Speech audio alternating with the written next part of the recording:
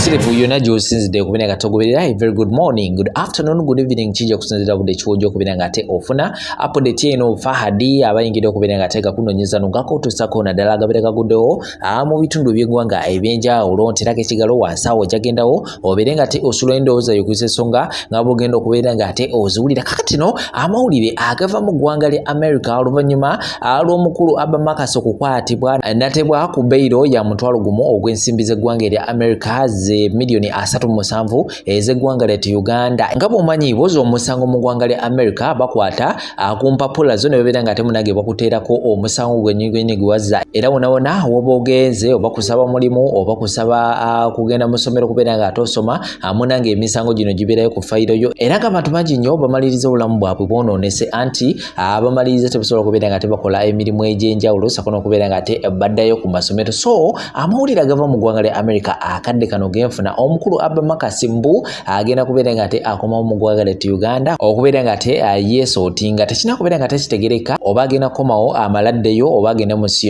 yonna ajja n'abasobola okubeera ng'ate agenda era nga decision eno yasaliddwawo family ye njagala kubeera ng'ate kuteerawo obutambi awo nga bongera okubeera ng'ate batukakasa ku nsonga eno twongera okubeera ng'ate tulaba biki eri okubeera ng'ate bigenda mu maaso side ze ku nsonga eno ngenda kubeera ng'ate kutuusako update tukateko mbotokole subscribing abo banga abatesobola ng'ate okikolako ka notification bell kakoneko ojja kubeera ng'ate ofuna notification kakati ate nti Fahadi alina ekipya kyasobodde okubeera ng'ate atuleetera katulabe ki ekiriwo ku nsonga za Abba Marcus nga bwekutegeeza okomawo kwe mu ggwanga lya Uganda kyekiri okubeera ng'ate kigenda mu maaso side zeyo tembawo. Njagala kubawa breaking news. Wetwogerera kati sente ze babadde boogera Kamiri yazisindise era Abba ali wabweru mute takyali mu kkomera nga kye tubadde twogera nti that's not the solution. Solution y'olukumi lwasindise ne nnyina abadde asobola bamuweereze tiketi addeyo waka wano ewa Sengasidi tuba tugaba breaking kati ekiddako kya mwana kudda waka ekyo kivuddewo ekyaba wabula Vegas kagambe kageza ne kajja wano nga tebanabamuzaayo ne katwasamira leero budde tugenda bukawa luli ebyo byekayasamiranga buli omwaka kyokaddamu nti bannange koogera oluzungu kagambe kageza ne kajja ne kaasama tugenda kaliisa amazi ate tumalirize nga tukazizaayo mu kkomera genda mu maaso Vegas babiri mulongo wanje kyetubadde twagaliza embazzi kibuyaga akoze eki akisuma Vegas waliwo agambye olimba mbwe kooti ya leero mweno ya palace sawa mmeka mbagamba byangu oyo sooka omuveeko tetumanyi ssaawa zeeri naye ze mbabuulidde ekiriwo ate n'ekiralira agaakagwawo Abba ali wiringi okukomawo e Kampala. Amiina bamukubire ku bugalo ng'atuuse e Kampala. Tetujja bukubira biyamba nje na famire ye. Okomawo e Kampala era Vegas otulime babimubuuliridde wa mu kkomera. Olukimugambye n'agamba ngenda. Ali ne anko we mukulu wa Kamiliyoni bamuyita David yamujje mu kkomera. Amiina. Mugenda mwaniriza bazira. Era tujja mu kima Abba mwana waffe. Afani ba Abba nga 25 Augusto wabera moment later. Akkiriza kyovola obweddansi tirise. Amen. Communication zitambula kyova mbagambye nti Abba avuddeyo mu kkomera tebamusibye leero. 25 lwe lwokubiri olujja. Augusto ali Kampala. Next week on Tuesday. Actually, yeah, Tuesday. Mukube ebipande ajje era atuukira wa jjajjaawe Pulosi Mayanja. Ewa Pulosi bagenda tuukira mu kulwana lwaki mukimukola?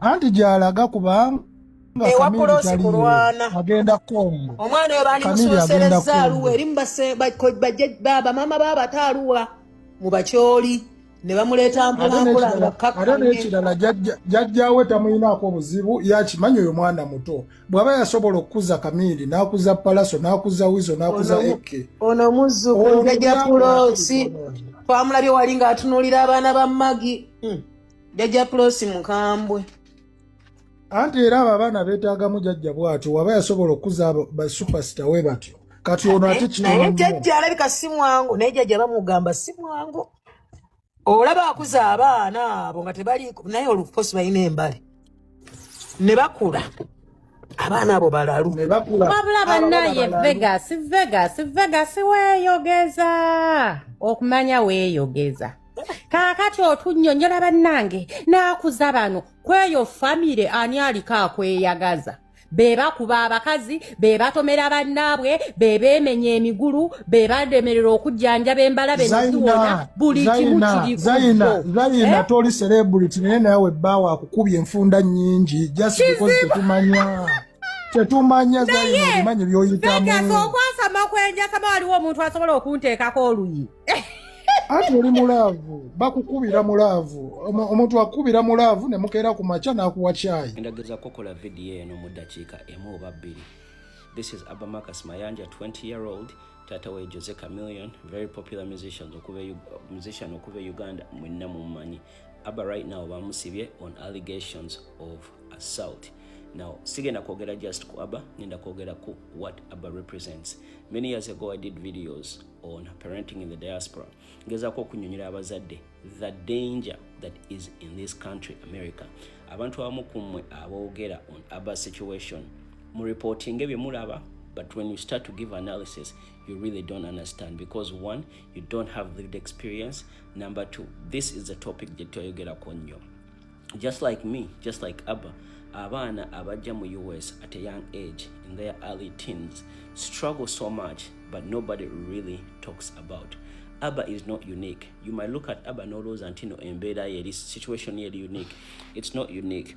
While many of us were not arrested, but many Ugandans, I can tell you, many of my friends, abajja mu US at their young age, they struggled with the law. Now, njagala okumu akafaananyi. Abba yajja one, tatawe ye tatawe mumanyi bwali. Number two, bojja waneno ng'oli muto, you get access over Uganda nga toyina ky'omanyi. Olaba abantu abakulu bajja waneno from Uganda 40, 50 years old nga they are clueless about life and how it works. Olaba omukyala ava e Uganda nga badde mu bufumbo emyaka 3 n'akondako n'akisingako ku freedom ya America, omwami n'amuleka oba n'akugamba nze sikyayagala kubeera mukazi, njagala kubeera musajja, because the influence that America puts on you nene nnyo. Kati ono omwana omuto Abba azze bambi bamutadde mu eno situation, access to money, avuga Tesla, ayambala engoye z'ayagala, alya ebintu byonna by'ayagala, asobola okuvuga n'agenda wonna waali, akyayina muto, akyayagala ebintu ebyamalala, abawala bamuliko. You guys don't understand. Nti byalwanisa bingi nnyo. So bw'otunulira Abba n'ogamba nti no Abba ye mwononefu, kale fine oyinza ogamba nti no Abba alina challenges. Kubanga abazadde maybe tebaamanya, they were not ready, but most parents are never ready. Most parents bakwata abaana ne bajja Uganda ne babaleeta in a system that's violent. This system is so violent nti olaba n'omuntu omukulu azze nga yeetegese emulema. Many people came here in America, era weebali kati America yabalema. They were unable to balance their careers. They were unable to balance the bills, the responsibilities, the law, the family. Ebyo byonna ne bibalema. Kati bw'oba ojajinga Abba, yes, you have a right to your opinion. Naye mujajinga empola because he is only representing many children abajja mu diaspora nga bato, including myself. So what is to be done? Abba ono yeetaaga omuntu okumuyamba, someone gwe yeesiga asobola okumubeerako. To number one, allow him okukula. And oftentimes you can outgrow this age, but in the meantime oyina ofuna ekintu ekikutwalira obudde. So what a lot of parents do, bwe babeera n'abaana baabwe nga tannatuuka waneeno, baba encouraging okuyingira one, military, oba bw'aba nga ayagala ebyokusoma n'ayingira mu ssomero, because that takes up enough time so that amagezi we gajjira you are already past this age. Nze ntuusa okusaasira kwange eri Abba ne family ye, but what I can tell you, Abba needs better friends, Abba needs better mentors mu bulamu bwe, but this is something that he will be able to overcome. Abba Marcus Mayanja ali mu kkomera lwa kukuba mukazi we nga ali lubuto. Naye enneeyisa ya Abba Marcus Mayanja tugiteeke kwani? Dr. Jose Chameleone nga taata we y'ataakola mulimu mulungi okulambika n'okukuza obulungi omwana we, oba maama w'omwana ono Daniela nga ye yayonoona omwana we, oba Abba Marcus enneeyisa ye yagikoppa ku taata nga ne taata bwe yali yeeyise ewaka ng'akuba maama we oba ng'akuba mukyala we, oba omwana ono Abba Marcus enneeyisa ye nga yagikoppa mu guruupu influences, oba omwana ono yatandika okunywa ebiragalalagala naye nga omwana ono kwali oba yavaako. Yenze Eddie Mezaya ndi musajja mukulu, sandiyogedde ku mwana ono kubanga wadde naye mu constitution abalibwa nti musajja mukulu olw'okuba wa myaka 2+, naye nga ku bantu nga ffe oyo abeera mwana, kkiriza oba gaana. Dr. Jose Chameleone tayonoonangako mwana ono Abba Marcus, era Dr. Jose Chameleone mu kwonooneka kw'omwana ono Abba Marcus alinamu 0, wabula Daniela ye yayonoona omwana ono 100/100. Dr. Jose Chameleone yakola omulimu gwe nga taata ogw'okunoonyeza abantu be ekyokulya, ogw'okusomesa n'okujjanjaba n'okulabirira abantu be, era omulimu Dr. Jose Chameleone yagukola bulungi.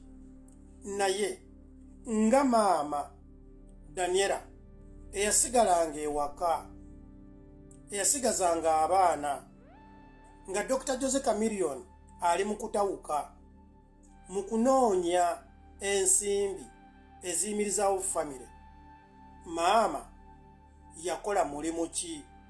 Kubanga tulabye abaana bangi abalenzi abakuzibwa ba single mothers naye nga tebeeyisa nga Abba Marcus.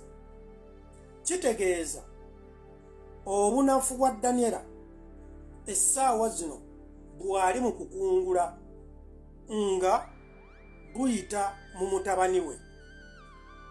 Dr. Jose Chameleone yakolako interview n'atunnyonnyola nti olunaku lumu yakomawo okukola n'awummulamu abaana abo mu nju nga baleekaana, nti n'ayimuka n'agamba abaana musirike. Daniela n'ayimuka n'agamba Chameleone, toddamu okukanga abaana bange, tobaleekaanira, baleke bazannye. Ani yakugaanye okwebaka ekiro? Nga kiraga Dr. Jose Chameleone buli lwe yagezangako okwagala okugunjula abaana be ng'omukyala Daniela Atim amulemesa. Era Dr. Jose Chameleone atulaga yagezaako nnyo okwagala okugunjula abaana bano nga taata.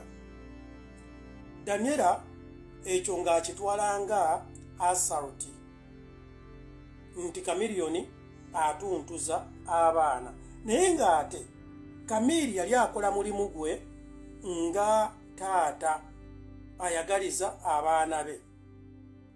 Bannayuganda be bagamba nti Abba Marcus empisa embi ez'okukuba mukyala we ng'ali lubuto nti yazikoppa ku taata oba ku bataata be oba ku famire, ekyo nedda.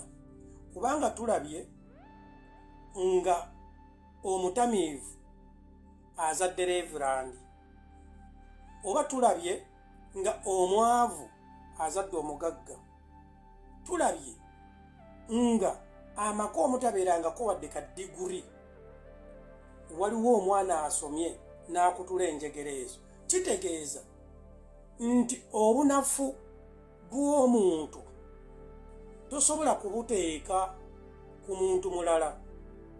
Marcus si mwana muto wa myaka 2+. Obunafu bwe bulina kugenda ku ye, era teriyo muntu n'omu alina kumuddiramu bibuuzo bye eby'obunafu bwe.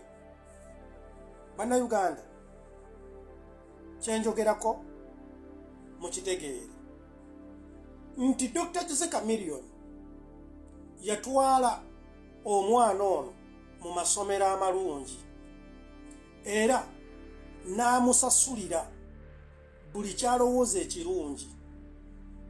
Omwana ono n'asalawo okwefuula kyali. Dr. Jose Chameleone n'atuuka ku extent eyejjako buli kasimbi k'alina n'agula ennyumba mu Amerika ng'agigulira famire ye. Naye Chameleone atuuka mu Amerika, Daniela akwataganako n'abo abeefuula ababi b'amagezi. Daniela n'ayonoonera ddala amaka ga Chameleone okutuuka ku level ekola divorce. Nga ye Chameleone yali alowooza atwala abaana be mu Amerika for the better life. Kozzi oli anoonya engeri ki ey'okwekutula ku Chameleone. Chameleone atuuka agulira Abba emmotoka mu Amerika. Chameleone adda e Uganda. Lumu Chameleone adda mu Amerika ng'ayagala okuvuga ku mmotoka ya Abba emutambuzeeko mu mikwano gye. Daniela yagamba mutabani wa Chameleone, Abbas ono, tokkiriza okuwa taatawo emmotoka, ng'ate emmotoka Chameleone yagigula era nga Chameleone emmotoka yagisasulira omusolo. Naye maama n'agamba omwana, towa taatawo motoka. Naye ng'ate jjukira ne bwe yandibadde emmotoka nga si ya Chameleone, nga si yagigula, gwe maama tolina w'oyimirirawo n'ogamba omwana aleme kuwa taata we emmotoka, obeera mukazi mubi. Era tulabye nga omukyala gwe bayita Daniela akozesa omukisa ogw'okutuuka mu Amerika okutyoboola famire ya Dr. Jose Chameleone.